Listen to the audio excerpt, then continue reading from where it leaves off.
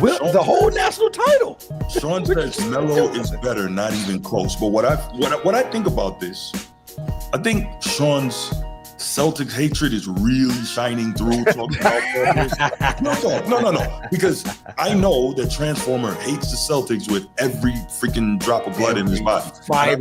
Every fiber, right? I totally respect it. I bleed it. But there you go. Purple and gold coming out. Sweating it out. And I know that Coach T hates the Celtics with every bit of his being. Totally get it. But did you notice their tone on the topic versus Sean? I think Sean is having trouble separating his Celtic hatred versus being able to rationally and objectively evaluate a player. Well, Sean's position. Okay, some people are like that. Sean's position is Paul's delusional. That's his position. I think it's pretty clear.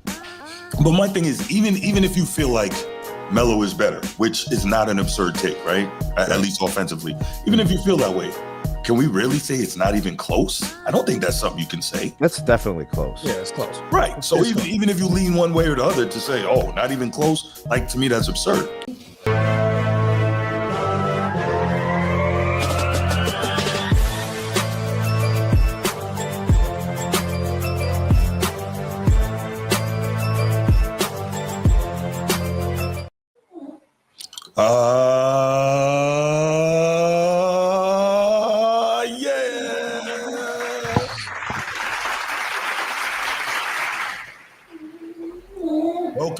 Welcome back to another episode of the Format Podcast live Sunday morning edition. And well, I'm feeling good. I don't know if everybody out on the West Coast is feeling good, but I really don't care about them. My sister, what up, sis? But other than that, I'm good. I don't care at all because it was a wonderful night last night. And well, you know what it is, but we'll get to that. Transformer, how you doing this morning, my brother? The whole West Coast? Damn. All of it. The whole West Coast, bro. Damn. All of it. Sheesh. That man came with the heat this morning, man. Okay, maybe not the whole thing. Okay. You know what? I got some fam like up in the Bay too, so maybe not them. But we know what we're talking about. Okay, because I mean that includes us Lakers. I mean my Dodgers. You know good and damn well I don't care nothing about you Lakers. You already know that, but this is not the time for that. Dang, man. Steph Curry, he don't like you, bro. I mean, Steph Curry, but not today. Not today. How you doing, bro? I'm doing good, man. Yeah, man, I'm doing all right, man. I am happy. I see that. Yeah, man. You on some animosity this morning. For sure. I chose violence. So what I'm going to do here, as the usual, we're going to give a shout out to the channel members, of course, and then we're going to get started. All right. So we got a great show lined up for you guys. As you can see, we have 3 NBA topics as well. NBA starts Tuesday night, right? Transformer? Yep. Starts in 3 days. Yo. And you know what? 2 days. Here's the illest thing about it. Maybe I'm looking for too much. I don't know exactly what I'm going to see, but I'm so excited to see the NBA return to NBC, man. I really am. Because, you know, I know we're going to say Wax Museum and, you know, a lot of younger people say, oh, you're trapped in the 90s, whatever. But for me, that was my golden age of the NBA. And the NBA on NBC was like such an amazing thing to me back then. Like, because the NBA wasn't on all these different channels and platforms back then. So like, when the playoffs first started in the early rounds, when you have more games, we would have games from like noon on Saturday and Sunday to like 10 o'clock at night. And I'd just be sitting there, NBA on NBC, watching all these games. And it was heaven, man. And of course, we've talked about ad nauseum, you know, the song, I think it's actually called Round Ball Rock. And that song is so iconic. And of course, you know, watching Jordan and the Knicks and the Knicks and the Bulls and, you know, Magic and all these other, you know, great players. Of course, my guy Dream and so many others. But for me, that was such an iconic time. And I know I'm crazy excited to watch this doubleheader on Tuesday night and just to sit back and hear the Round Ball Rock, because they are bringing it back, and you know, to hear the new crew that's going to be on, Vince Carter and Jamal Crawford and all these guys, and I think it's going to be great. So anyway, I'm sorry I went off on a tangent, y'all. You did. That was like a quick hit before the quick hits. Yeah, we got like 3 NBA topics for y'all, and of course we're going to finish out with NFL because it is still NFL season and NFL is king, no question. Absolutely. Yes, NFL scratches our itch. it feeds our issues. I smoke NFL rocks. So, yeah. But look, let's go ahead and get to it, man. First and foremost, my bad, y'all. Somebody else called me. My fault. First and foremost, y'all, let's get to it with shouting out the channel members and numero uno, first ever channel member, Coach T from the Be Ready Sportscast. What up, Coach T? Man, appreciate you. Thank you for all the support you do, man. Everything you do to help out this show, man. Thank you also for letting the young fella Carlos come on our college football show last week. It was awesome to have him. I love what you guys are doing out there, man. Make sure, if you haven't already, guys, whether you're watching on the replay or you're watching live after this, go subscribe to the Be Ready Sports Podcast, where Coach T shines a light on the youth, the young athletes who hopefully we'll be talking about here one day. Because at the end of the day, man, in order to be ready, you gotta stay ready. Stay ready. Facts. So, all love there, Coach T. It's not that serious. What's good? It's not that serious. It's not that serious. Was like texting me during the Notre Dame game last night. That was pretty cool. Back and forth. Of course, my main guy, king of the chat, Steve Splendor. Go Irish. Always good to have your support and always good to talk to you. Steve and I were texting a lot through the game as well last night. Of course you were. Baltimore Bruce was good. Yes, of course we were. What up, Baltimore Bruce? What up? Shout out St. Francis Prep in Baltimore. I think they're the number 2 team in the nation in high school football now, out here kicking butt, taking names, and Bruce never lets me forget it. So shout out to them. Shout out to my guy, Chief Sid Bubba. Thank you so much for everything you did for our nation. Thank you for what you do for our channel and our show.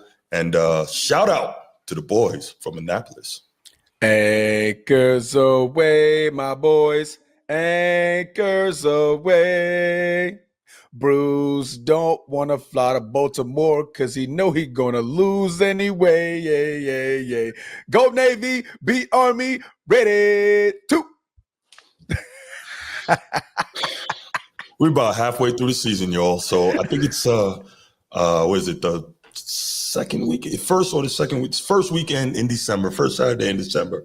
We will see Army Navy, and we'll find out what's what. And hopefully, my boys will come through and kick the crap out of the midshipmen, so I don't have to hear this anymore. But until then, Until then, I gotta deal with it. You gotta deal with it. Yes, sir. And of course, our final channel member, Sneed, got what you need. Everybody, shout out Sneed, say your prayers, whatever. He's at a soccer tournament this weekend. So, awesome. His team goes out there and gets it done. All right. Put foots in him.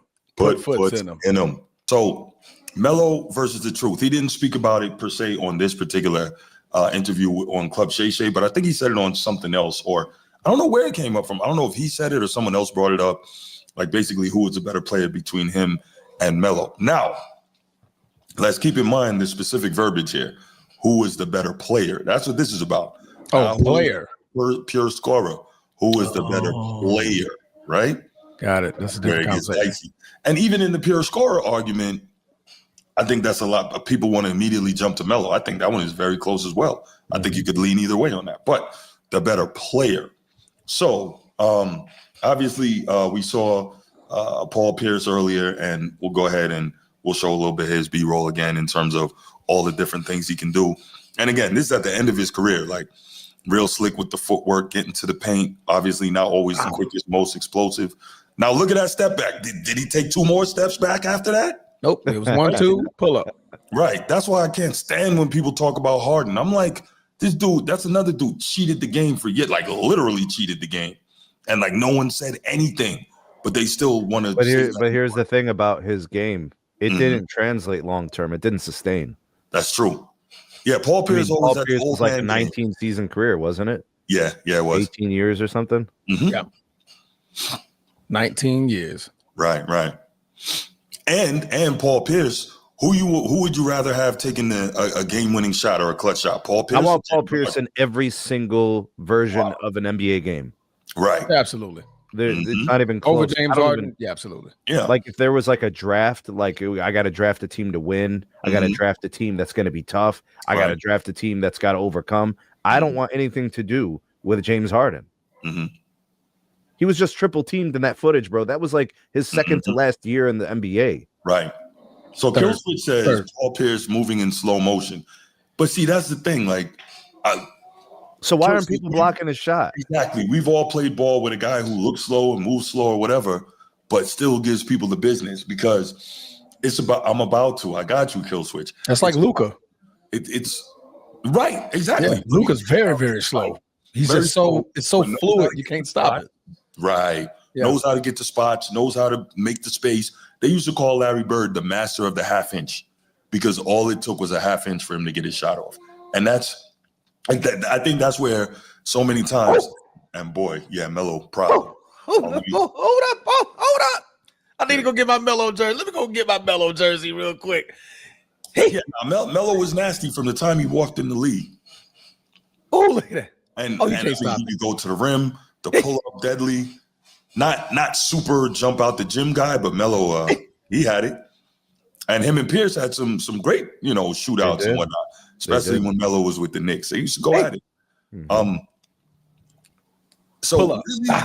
Get out of here. Melo didn't particularly have a weakness to his offensive game either. Just a little less percentage-wise from three than Paul Pierce. I think about 36% for his career. Paul Pierce about 37.5. To me, that's pretty much a wash, right? Melo just vicious with that 1-2 dribble pull-up. Gotcha. Bang. Yeah, no, listen, I think that why did they have to be? Can we agree that both of these guys are unguardable? I think that's Melo, you can't guard him. Right. Even Kobe was like, man, look, the man's bigger, he's stronger. Yeah. The man can put it up at any part of the floor. Bro, Melo in Syracuse. So this is interesting. The whole national title. Sean says Melo is better, not even close. But what I think about this, I think Sean's Celtics hatred is really shining through. Talking about no, because I know that Transformer hates the Celtics with every freaking drop of blood in his body. Every fiber, right? I totally respect it. I bleed it. There you go. Purple and gold coming out. Sweating it out. And I know that Coach T hates the Celtics with every bit of his being. Totally get it. But did you notice their tone on the topic versus Sean? I think Sean is having trouble separating his Celtic hatred versus being able to rationally and objectively evaluate a player. Well, Sean's position. Okay. Some people are like that. Sean's position is Paul's delusional. That's his position. I think it's pretty clear. But my thing is, even if you feel like Melo is better, which is not an absurd take, right? At least offensively. Even if you feel that way, can we really say it's not even close? I don't think that's something you can say. That's definitely close. Yeah, it's close. Right. So even if you lean one way or the other to say, oh, not even close, like to me, that's absurd.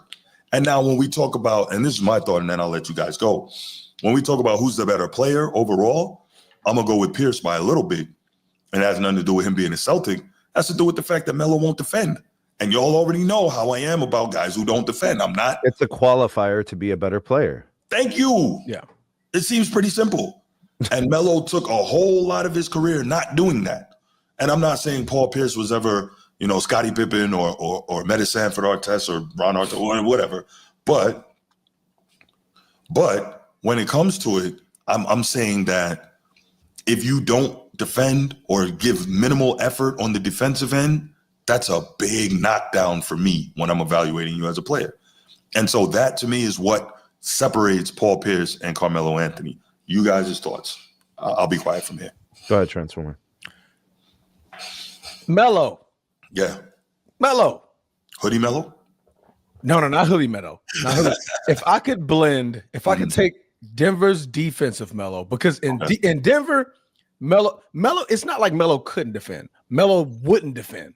There's a difference. There's a difference between. That makes it even worse to me. It's like when he went to New York, he knew he had everybody else in New York. He was like, y'all go play defense. But when y'all need a bucket, I'm over here. Right? When he was in Denver, and especially specifically that Lakers Denver series, Melo was playing defense. He was like, okay, him and Kobe, it was the battle of the forces. Like, okay, cool. I'm gonna check Kobe then. Right. And to see him give that defensive effort, that's when he had defense. So if I could take Denver's defensive Melo and added to when that man went into New York and said, "I'm home," and just started bombing away at everybody, without question. But to me, man, Melo's offensive game was explosive. In the post, he was a problem. At the 3-point line, he was a problem. I'll take the slight edge offensively from Melo over Paul Pierce. That's just my personal opinion. Okay. But when you talk the other side, because there's two sides of the game, right? When you talk about the want to and will play defense, Paul Pierce can get in the squat position, right? He can play that position. So in that point, you give the slight edge to Paul Pierce. You come out in a draw, man. 47-48, 48-47, 47-47. Unanimous decision, draw. It's a draw. It's going to end up a draw. So to me, this conversation and this argument is all going to be about your cup of tea. Because now we're not talking about score anymore. We're talking about player. Yeah. Paul Pierce has a defensive edge. To me, Melo has that slight offensive edge. And do we think Melo do we think he's a better distributor than Pierce? I think Pierce might have that by a small amount. Melo's not passing the ball. Okay. So that's another thing that Paul Pierce has over Melo as a player then, right? That's Melo. The difference is it's not like Melo couldn't pass. Melo was a good passer. Okay. He just wouldn't pass. There's a difference. So again, doesn't that make it work? It's part of the basketball evaluation when you think about a guy who had solid teammates in Denver and it didn't work. You know, like, so then he goes to New York and he has this. They did run into Kobe and Powell in them, like, right. But I'm just saying, like, there were things that Melo could have did differently that would have, I think, leveled up his career, because in Denver they had a chance to achieve. That was the best roster he ever had on his career. Yeah. And they did not achieve. And then he left. He forced his way out of Denver. And he hated George Karl and all this other stuff. Yeah, there's a lot of factors, a lot of moving pieces. But in terms of the team construct, in terms of doing what was best for the team, clearly Paul Pierce made better decisions. Clearly Paul Pierce was more well-rounded. He took on the challenge to guard the other team's best scorer on many occasions, especially in the playoffs. Like, we saw moments where Paul Pierce was defending LeBron, not the whole game. James Posey did a lot of that too. But, like, where are the Melo defensive challenges accepted? Yeah. You know, we don't. Other than the Denver Pierce, Lakers series. Yeah. It was very seldom, you know, and there's conversations with George Karl about this guy could be the best player ever. Yeah. And, like, I don't know, Melo didn't believe that he had his best interest at heart or something. I don't know. They were not a thing. Like, it didn't work. Yeah. Paul Pierce has a championship and did what it took to win the championship along with the team construct. I don't know, man. It's a team game. Paul Pierce was a better team player. And he was a more well-rounded player. Did more for his team when it was needed. Like, scoring's so crucial, but no defensive moments for Melo. It's tough. So which way do you lean? Paul Pierce. Okay. Better player? Yeah. Paul Pierce. Okay. So I have Pierce by a little. Yeah. It doesn't even matter. That's like the distance, Bruce, but, like, you take your position, you defend it. And then here's another thing. Paul Pierce received MVP votes over 10 seasons. So that means people were looking at him as the guy for 10 seasons, top 5 twice in MVP votes. Melo did that once. Right? Paul Pierce was top 5 in MVP votes when? Twice. I have Melo was once in 2012. Top 10. He was top 10 in MVP votes. He's never gotten top 5. I don't know. I just looked up the statistics from 99 to 2011. Yeah. And it says Paul Pierce was in the MVP top 5 voting in 02-03 and 08-09. Yep. So he got 13th in MVP, 01, 11th, 02, 11th, 03, 14th, 07, 08, and then the best season was 07. I mean, no. 08, 09. He was 7th in MVP voting. Melo, he got that 14th in MVP voting his rookie season, 15th in MVP voting, 13th, 6th in MVP voting, top 3 in MVP voting, 15th in MVP voting. So Melo was much closer to getting an MVP, especially that was that 2012 to 13 season in New York, where he just went crazy. He went nuclear. Side note, as you're mentioning awards and stuff there, boy, Melo got robbed for freaking Rookie of the Year, but it should have been a draw. No, it shouldn't have been. You're Rookie of the Month every month and don't get MVP. Come on, man. You know Nike. My bad. Go ahead. I'm sorry. What'd you say? I lost. No, I was saying you're Rookie of the Month every month of the season and somehow don't win the MVP, the Rookie of the Year. That's crazy. And you make the postseason. Yeah, 21 points a game in the postseason. Yeah, I don't do that. Rookie season. That boy didn't drop nothing from Syracuse, boy. That boy just kept it going. Nah, walked right in and yeah, for sure. And again, I want to be clear. The reason I was saying like that I have Melo, not Melo, I have Paul Pierce close need is because a lot of times people don't necessarily observe nuance, right? So if I say I take Paul Pierce over Melo, are you saying Melo suck? You saying Melo suck? No, not at all. That's why I'm like, I take him close, right? And so I just want to be clear that in no way am I denigrating Melo, taking shots at Melo because he was great. I just think the fact that Pierce was a little bit better distributor and in my opinion, like a half of assist a game, more willing defender. I mean, but just watching him play though, don't you see that Pierce is much more willing to move the basketball than Melo? Just watching him play. So maybe the stats don't show it. Like, okay, 1.5 assists versus 1. That's not what I'm saying. But watching him play, I think you know and I know Pierce was more willing to move the ball. The thing is, Paul Pierce would play it. He would pass in a system. He realized, okay, the system is not me. For Melo, he's like, when the ball touches my hands, that's it. There's no rotation.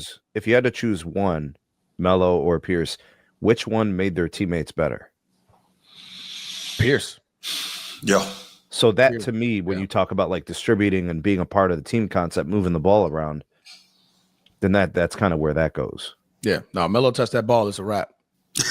So you don't think do you ever think teammates resented Paul Pierce?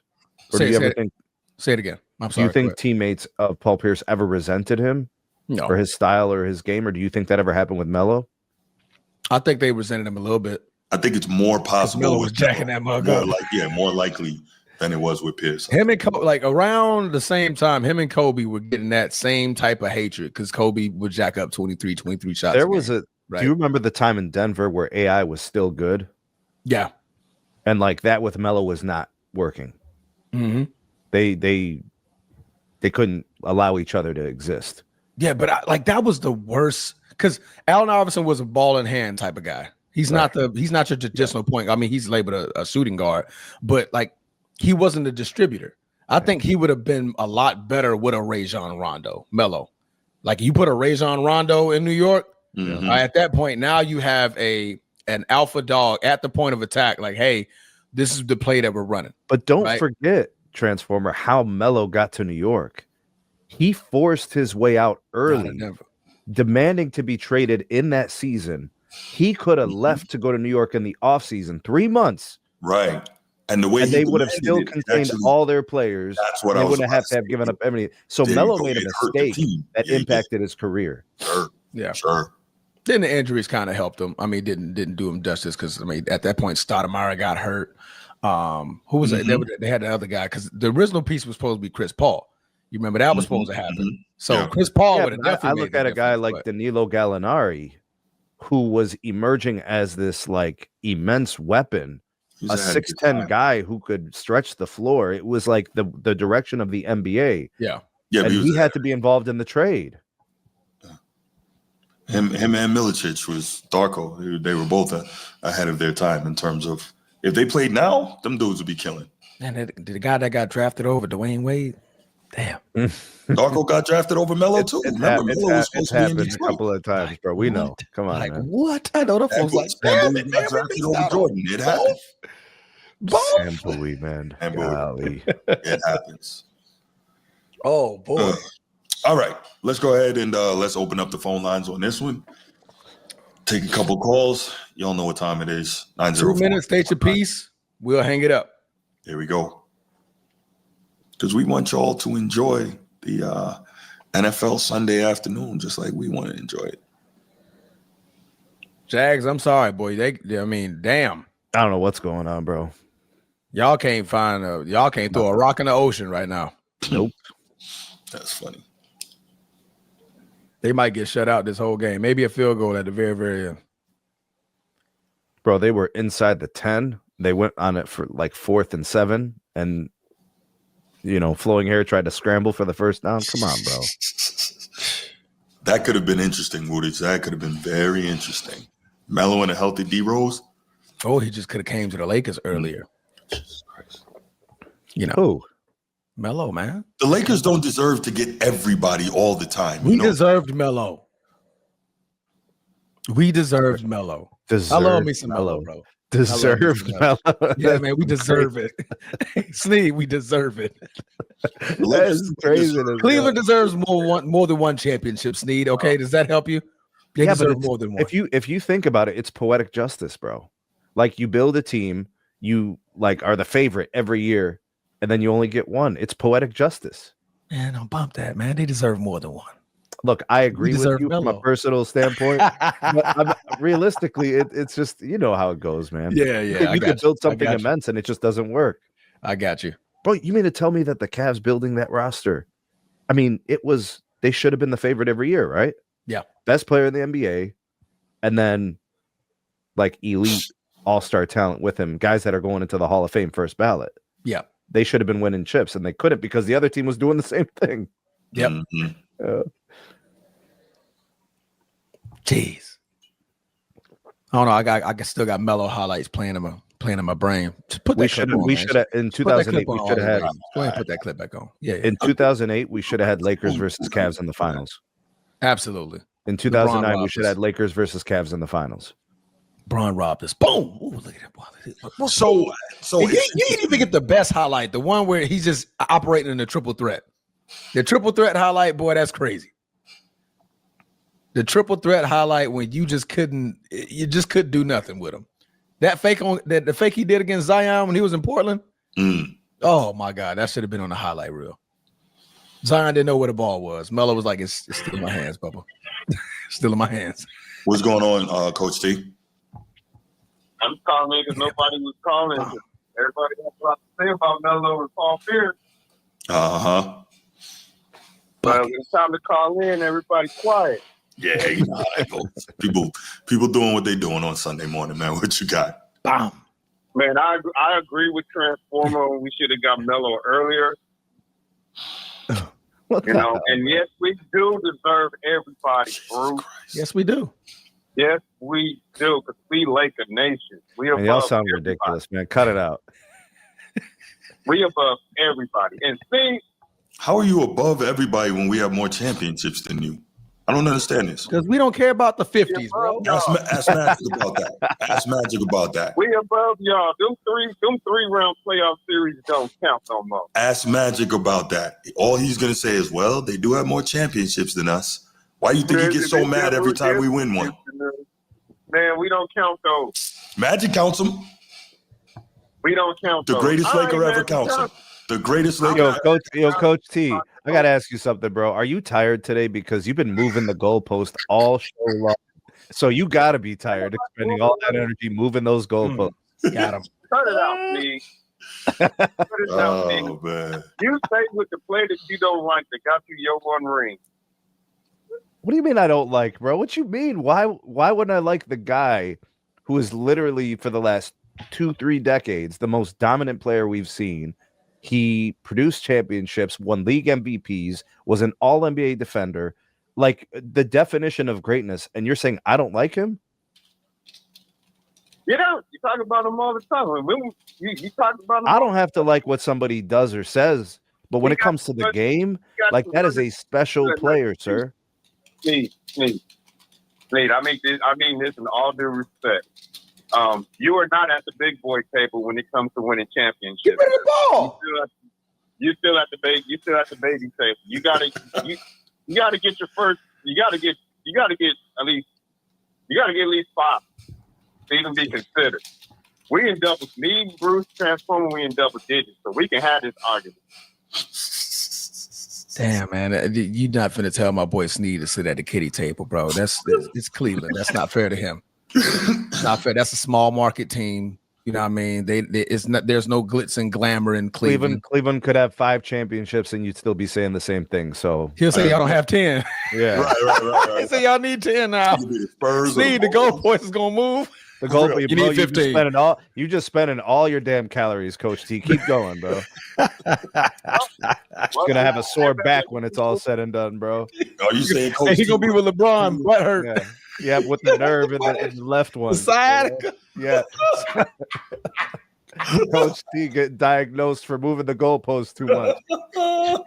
He's gonna get injure some his wheels butt on that nerve. goalpost. I'm gonna give you some advice. Put some wheels on that goalpost, bro. Yeah, and I'm gonna wheel it straight to your house. Put it right in your front door. Yeah. Oh man. But good stuff, man. Melo, what the truth, bro? You never did say. I didn't get a chance because somebody over here accusing me of moving goalposts today and running marathons. You know where I'm going. You know where I'm going with this. I don't know where you're going with this. He's going Melo. Yeah, you do, Bruce. Okay, you know where I'm going with this. I don't. He's going Melo. You know where I'm going with this. You know, truth. You know I ain't going putting truth over Melo. Mm-hmm. You know I ain't putting truth over Melo. Okay, that's fair. Yeah, we need a non-biased third party to come in. Well, nah. Coach T he's been non-biased. So if he says he's going with Melo, that's cool. No, of course it's me. I'm moving goalposts. I don't even think. Being biased. Like I said, I don't think it's a big gap. Either way you lean on this, no matter who it is. Like I'm not mad. I think it's pretty fair. Yeah, I think as long as somebody don't say, "Oh, Paul Pierce sorry," or "Oh, Melo's sorry." Like what? Either way, I think it's fair. I'll put it like this: you're not going to go wrong with either one on your roster because either one, they both sure scores and they both going to give you buckets. Yeah. I'll lean more toward Truth on the other end because Truth at least going to play defense and going to give you that championship level intensity that Melo not going to give you. Mm-hmm. That way, I'll lean the Truth on that way. But we were just talking about pure sport. No. This topic is the better player. Period. Close, but I'll lean with. I gotta lean with Melo a little bit on this one. Okay. Ooh. Only because he has those 50, 60-point games under his belt. Mm-hmm. He has those historical performances at Madison Square Garden. He got that duel. You can say Paul Pierce had one too, but he had that duel with Kobe in the playoffs. Mm-hmm. When we had that Denver Lakers series. That was a great series. Yeah. Very great series. So, What up, Callie G? Appreciate you. Make sure you like and subscribe, bro. I'll leave with Melo. But all right, no doubt. I just called in, man, to bring some more humor to the show. I appreciate that. I didn't mean to make me actually go out there and find the goalpost that he said I was moving. Log off the screen and go find it. No doubt, man. No doubt. Appreciate the call, man. All right, man. All right, Coach T. Callie G, I think you knew, man. I haven't seen you before. If you have been here, thank you for coming back. If you haven't, hope you come back again and make sure you like and subscribe and share the show with other sports fans that you talk with. Because if you're here, I'm pretty sure you talk about sports with your people. So absolutely, make sure you share the show with them. Okay. Sean, what up? Man, what up, man? About to call in again about this Paul Pierce crap. I mean, all right. No doubt. What you got? Right, as far as like making the team better, I might have to say neither of them. You might give it to the edge of Paul Pierce for, I'll say for motivation. Mm-hmm. But to me, as far as making the team better, I don't think neither of those guys were, that great of a leader like that. As far as like, hey, like we needed to win. I'll say they're good at clutch shooting. Both of them are great at clutch shooting, but they're not really like motivators or, led by example. But Melo, to me, Melo is a better scorer. But if you're going to say winner, yeah, Paul Pierce is a better winner because, what happened with the 08. Mm-hmm. even though Kobe outscoring by a lot, you know what I mean? Nearly 30, but it is what it is, you know? Like,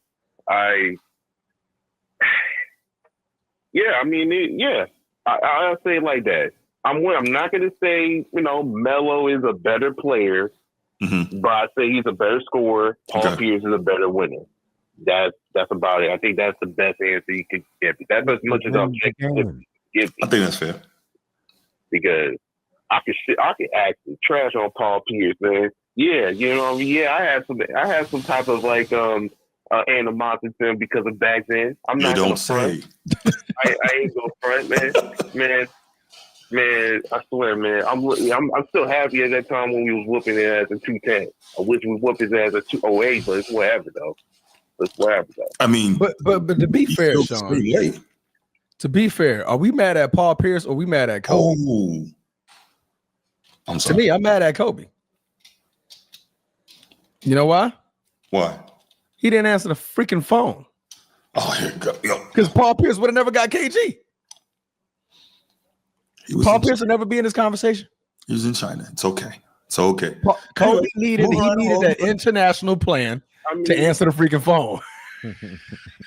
Answer the phone, Kobe. I don't think I take it in that way because regardless if we had KG or not, you know what I mean? You know, regardless, we probably might lose with KG or without. You know what I mean? No, we winning. So it doesn't really matter. Wouldn't have. You would not have. We win. I take accountability. I take some level of accountability with that. But as far as like Paul Pierce, I mean, again, bro, like, yeah, you was a bucket getter. You was fine. You was a top 10 scorer of all time.